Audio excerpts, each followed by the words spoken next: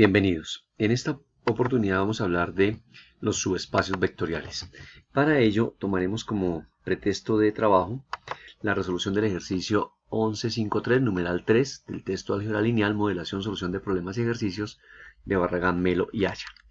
Entonces, la situación es la siguiente. Determine si el conjunto W de matrices de 3×2, matrices 3×2, de la forma A, B, C, D, E, F, con A igual a 0, F igual a 0 y B más C igual a D, es un subespacio vectorial del conjunto de matrices de orden 2×3.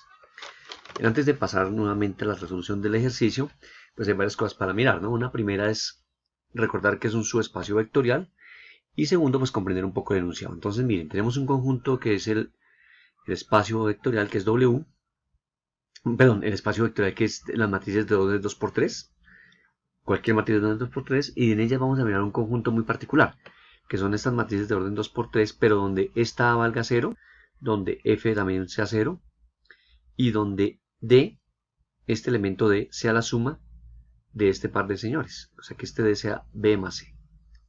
¿Cierto? O sea, que este elemento debe ser la suma de estos dos. ¿De acuerdo? Eso es lo que queremos mirar. Pero, pues vamos a empezar con ver la definición de qué es un subespacio vectorial. Entonces, W es un subespacio vectorial de un espacio B si un subconjunto no vacío de vectores de ese espacio B cumple con las propiedades clausurativas sobre las operaciones suma de vectores y producto por un escalar. Las operaciones podrían estar definidas de manera usual o no usual. Si no nos dicen algo al respecto de cómo están definidas, se supone que están definidas de la manera usual.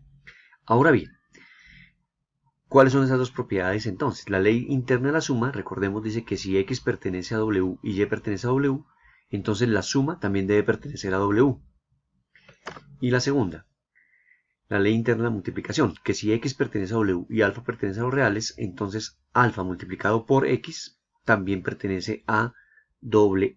Disculpen, aquí es un W. Bien, entonces vamos ahora sí a abordar la solución. Vamos a mirar entonces la primera ley, la ley de composición interna de la suma.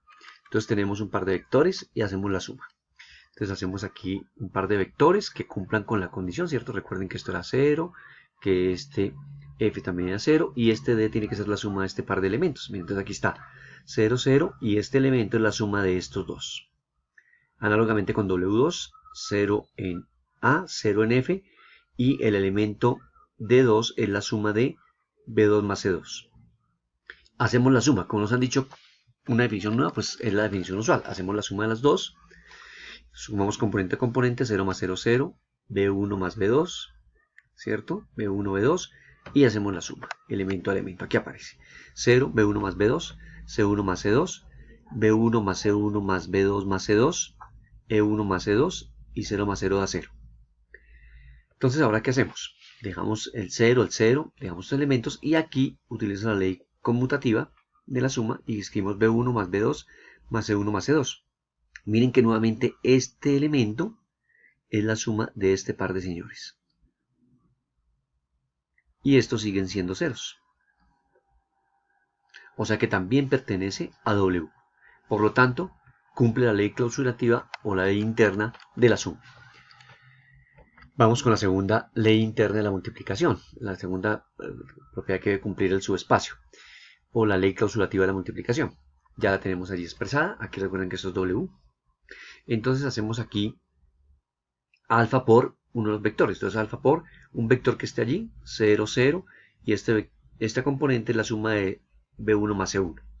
Entonces multiplicamos por alfa, cada una de las entradas por alfa, la forma usual, alfa por 0, 0, alfa por B1, alfa por C1 y alfa por B1 más C1, alfa por E1 y 0. Y miren que este elemento es la suma de este par de señores donde hemos factorizado el alfa. Luego también pertenece a W. Por lo tanto, cumple la ley interna de la multiplicación. Al satisfacer las dos condiciones, sabemos que entonces W es un subespacio de el campo V, donde V es nuestro conjunto de matrices 2×3. Entonces decimos eso, decimos que W, definido de esa manera, es un subespacio vectorial de las matrices de orden 2×3. Muchas gracias por su visita. No olviden visitar nuestra página y dejar sus comentarios. Gracias.